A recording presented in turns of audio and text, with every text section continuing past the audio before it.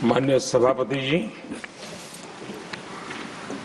पश्चिम Asia में चल रहे युद्ध और उससे बनी परिस्थितियों से हम सभी परिचित हैं। मैं आज संसद के उच्च सदन के सामने और देशवासियों के सामने इन विकट परिस्थितियों पर सरकार का पक्ष साझा करने के लिए उपस्थित हुआ हूं।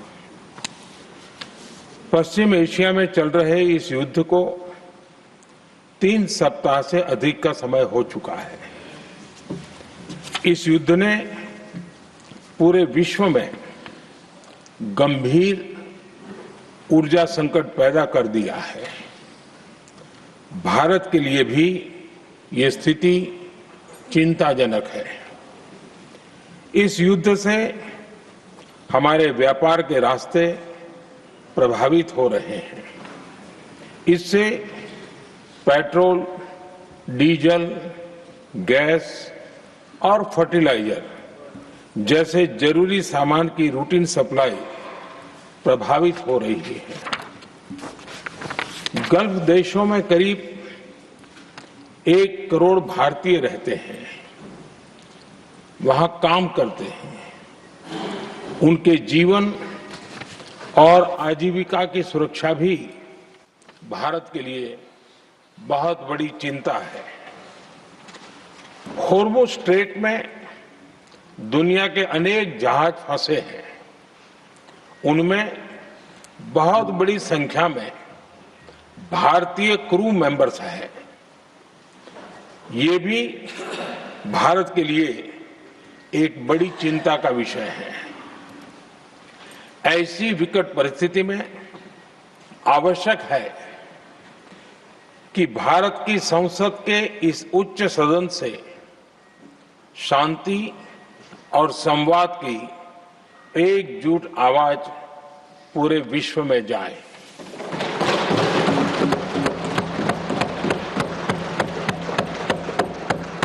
सभापति जी, युद्ध की शुरुआत के बाद से मैंने पश्चिम एशिया के ज्यादातर देशों के राष्ट्राध्यक्षों के साथ 2 राउंड फोन पर बात की है। हम गल्फ के सभी देशों के साथ लगातार संपर्क में हैं। हम ईरान, इजराइल और अमेरिका के साथ भी संपर्क में हैं। हमारा लक्ष्य डायलॉग और डिप्लोमेसी के माध्यम से क्षेत्र में शांति की बहाली का है। हमने डी एस्केलेशन और हॉर्मुज स्ट्रेट खोले जाने पर भी उनसे बात की है।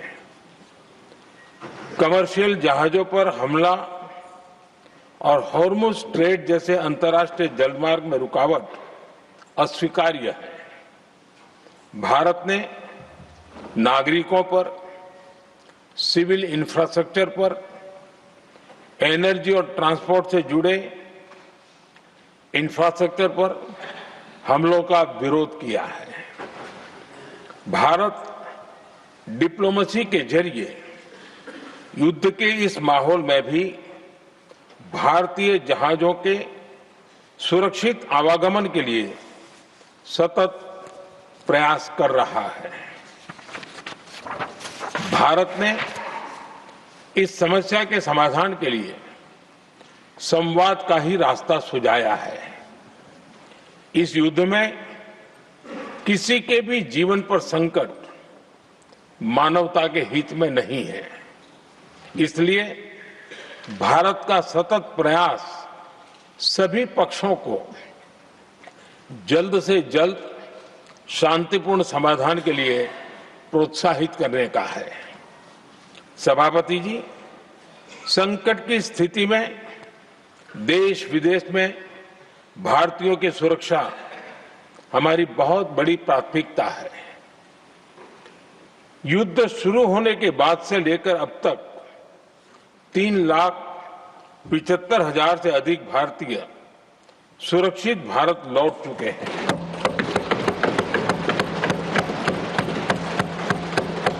ईरान से ही अभी तक 1,000 से अधिक भारतीय सुरक्षित वापस लौटे हैं।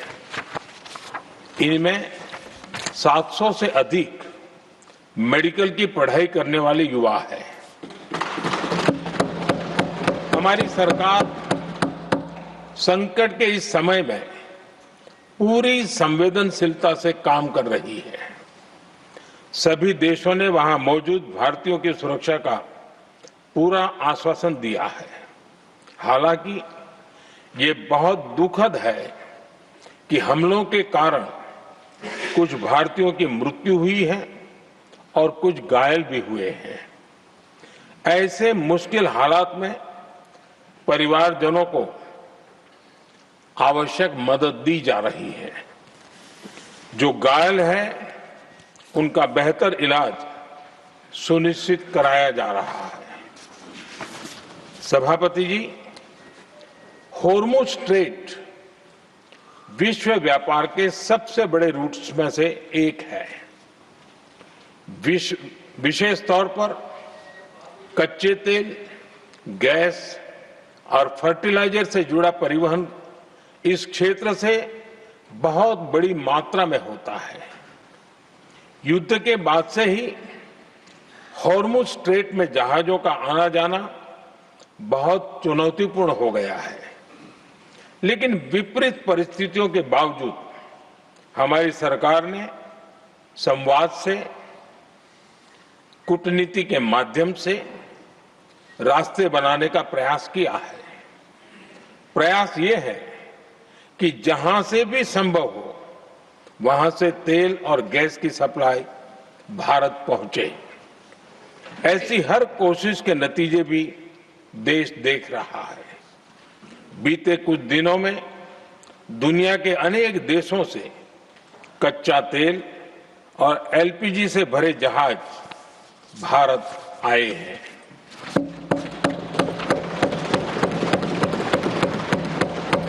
इस दिशा में हमारे प्रयास आने वाले दिनों में भी जारी रहेंगे।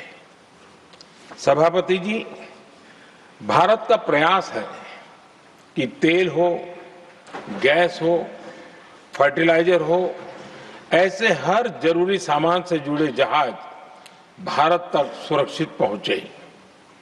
लेकिन इस युद्ध से बनी वैश्विक परिस्थितियां अगर लंबे समय तक बनी रहती है तो गंभीर दुष्परिणाम तय है। इसलिए भारत ने अपनी रेजिलियंस बढ़ाने के लिए जो भी प्रयास बीते वर्षों में किए हैं, उनको और गति दे रहा है। सभापति जी, कोई भी संकट हो, वो हमारे हौसलों और हमारे प्रयास दोनों की परीक्षा लेता है। देश ऐसे संकटों का बेहतर तरीके से सामना कर सके, इसके लिए बीते 11 वर्षों में निरंतर निर्णय लिए गए हैं। एनर्जी इंपोर्ट का डाइवर्सिफिकेशन ऐसे ही प्रयासों का हिस्सा है। पहले क्रूड ऑयल, एलएनजी, एलपीजी ऐसी एनर्जी जरूरतों के लिए 27 देशों से इंपोर्ट किया जाता था। वहीं आज भारत 41 देशों से एनर्जी इंपोर्ट करता है। बीते दशक में भारत ने संकट के ऐसे ही समय के लिए कच्चे तेल के भंडारण को भी प्राथमिकता दी है। हमारी तेल कंपनियां संकट के समय के लिए काफी मात्रा में पेट्रोल और डीजल का भंडार रखती हैं। बीते 11 वर्षों में 53 लाख मीट्रिक टन से अधिक का स्ट्रेटेजिक पेट्रोलियम रिजर्व भी डेवलप किया गया है और 65 लाख मीट्रिक टन से अधिक के रिजर्व की व्यवस्था पर देश काम कर रहा है। साथ ही बीते दशक में भारत की रिफाइनिंग कैपेसिटी भी अच्छी खासी बढ़ाई गई है। मैं आपके माध्यम से सदन को और देश को ये आश्वासन देना चाहता हूं कि भारत के पास क्रूड ऑयल के पर्याप्त स्टोरेज के और निरंतर सप्लाई की व्यवस्थाएं हैं। सभापति जी, हमारी सरकार की कोशिश है कि ईंधन के किसी एक ही स्रोत पर ज्यादा निर्भरता न रहे। सरकार घरेलू गैस सप्लाई में एलपीजी के अलावा पीएनजी पर भी बल दे रही है। बीते दशक में देश में पीएनजी कनेक्शन पर अभूतपूर्व काम हुआ है। बीते दिनों में इस काम को और तेज किया गया है। साथ ही एलपीजी के घरेलू उत्पादन को भी बड़े पैमाने पर बढ़ाने का प्रयास किया जा रहा है।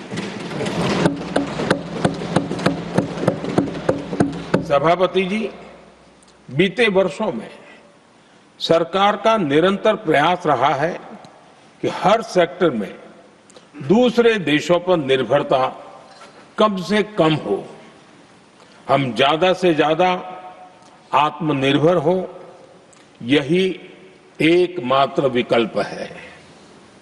जैसे भारत का 90% से अधिक ट्रेड विदेशी जहाजों पर होता है, ये स्थिति किसी भी वैश्विक संकट में भारत की स्थिति को और भी गंभीर बना देती है। इसलिए सरकार ने मेड इन इंडिया जहाज बनाने के लिए करीब 70,000 करोड़ रुपए का अभियान शुरू किया। भारत आज ship building, ship breaking, maintenance and overhauling ऐसी हर सुविधा के निर्माण पर तेज गति से काम कर रहा है। भारत अपने डिफेंस सेक्टर को भी अधिक रेजिलिएंट बना रहा है। बीते दशक में किए गए प्रयासों से भारत आज अपनी जरूरत के अधिकांश हथियार भारत में ही बना रहा है। एक समय था जब भारत अपने जीवन रक्षक दवाओं के कच्चे माल यानी एपीआई के लिए भी दूसरे देशों पर बहुत अधिक निर्भर था। बीते वर्षों में देश ने भारत में ही एपीआई इकोसिस्टम बनाने के लिए अनेक प्रयास किए हैं। इसी प्रकार रेयर अर्थ मिनरल्स में विदेशी निर्भरता को कम करने के लिए भी बड़े कदम उठाए जा रहे हैं।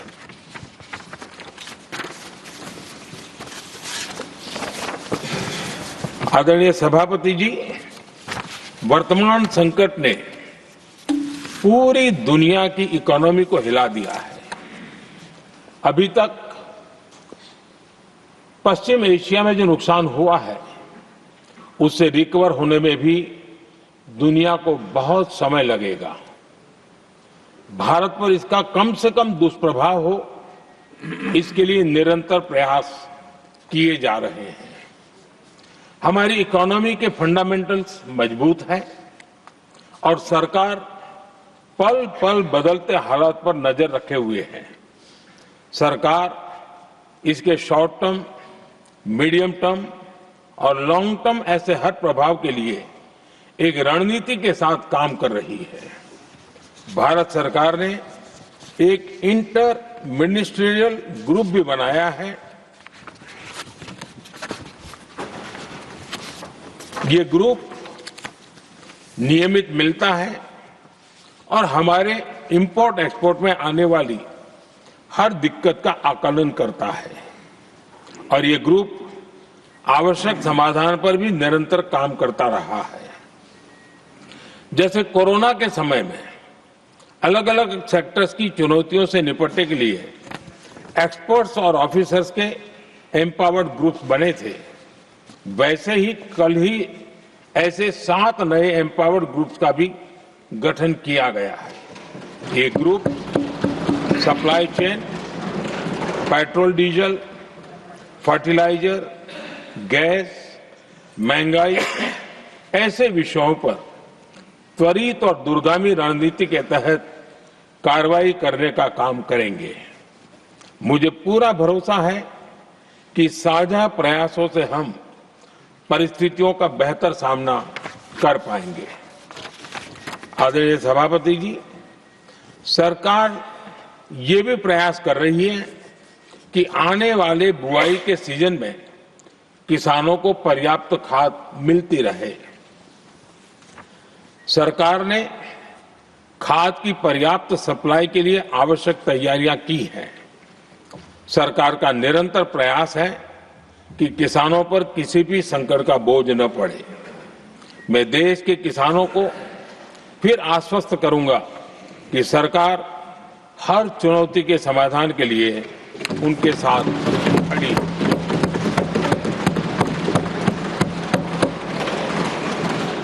आदरणीय सभापति जी, ये राज्यों का सदन है। आने वाले समय में ये संकट हमारे देश की बड़ी परीक्षा लेने वाला है और इस परीक्षा में सफलता के लिए राज्यों का सहयोग बहुत आवश्यक है। इसलिए इस सदन के माध्यम से मैं देश के सभी राज्यों की सरकारों से भी कुछ आग्रह करना चाहता हूं। संकट के समय गरीबों पर, श्रमिकों पर, प्रवासी साथियों पर बहुत बुरा असर पड़ता है।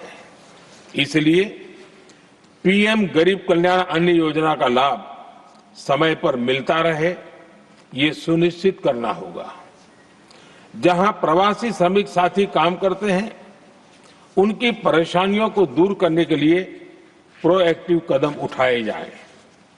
ऐसी स्थितियों पर नजर रखने के लिए राज्य सरकारें विशेष व्यवस्थाएं करें तो इससे काफी सुविधा होगी। राज्य सरकारों को एक और चुनौती पर भी बहुत अधिक ध्यान देना होगा। ऐसे समय में कालाबाजारी करने वाले, जमाखोरी करने वाले बहुत एक्टिव हो जाते हैं। जहां से भी ऐसी शिकायतें आती हैं, वहां त्वरित कार्रवाई होनी चाहिए। जरूरी चीजों की सप्लाई निर्बाध चलती रहे, ये सुनिश्चित करना हर राज्य की प्राथमिकता होनी चाहिए। आदरणीय सभापति जी, मैं सभी राज्य सरकारों से एक अनुरोध और करना चाहता हूं। संकट चाहे कितना भी बड़ा हो, भारत की तेज ग्रोथ बनाए रखना हम सभी का दायित्व है। हमें इसके लिए हर जरूरी कदम, हर जरूरी रिफॉर्म्स तेजी से करते रहने होंगे। ये राज्य सरकारों के पास बहुत बड़ा अवसर भी है। ये टीम इंडिया की भी बहुत बड़ी परीक्षा है। कोरोना के महासंकट में केंद्र और राज्यों ने टीम इंडिया बनकर कोविड मैनेजमेंट का एक बेहतरीन मॉडल सामने रखा था। अलग अलग पॉलिटिकल पार्टी की सरकारें होने के बावजूद टेस्टिंग, वैक्सीनेशन से लेकर जरूरी चीजों की आपूर्ति टीम इंडिया के प्रयासों से ही सुनिश्चित हो पाई थी। हमें उसी भावना के साथ आगे भी काम करना है। सभी राज्य सरकारों और केंद्र सरकार के प्रयासों से देश इस गंभीर वैश्विक संकट का प्रभावी रूप से सामना कर पाएगा। आदरणीय सभापति जी, ये संकट अलग प्रकार का है और इसके समाधान भी अलग प्रकार से ही तय किए जा रहे हैं। हमें धीरज के साथ, संयम के साथ, शांत मन से हर चुनौती का मुकाबला करना है। आदरणीय सभापति जी, जैसा कि हम देख रहे हैं कि इस युद्ध को लेकर पल पल में हालात बदल रहे हैं, इसलिए मैं देशवासियों से भी कहूंगा कि हमें हर चुनौती के लिए तैयार रहना ही होगा। इस युद्ध के दुष्प्रभाव लंबे समय तक रहने की प्रबल आशंका है, लेकिन मैं देशवासियों को भरोसा देता हूं, सरकार सतर्क है, तत्पर है और पूरी गंभीरता से रणनीति बना रही है, हर निर्णय ले रही है। देश की जनता का हित हमारे लिए सर्वोपरि है। यही हमारी पहचान है, यही हमारी ताकत है। इसी भावना के साथ मैं अपना वक्तव्य समाप्त करता हूं। बहुत बहुत धन्यवाद। एबीपी माझा, उघडा डोळे बघा नीट।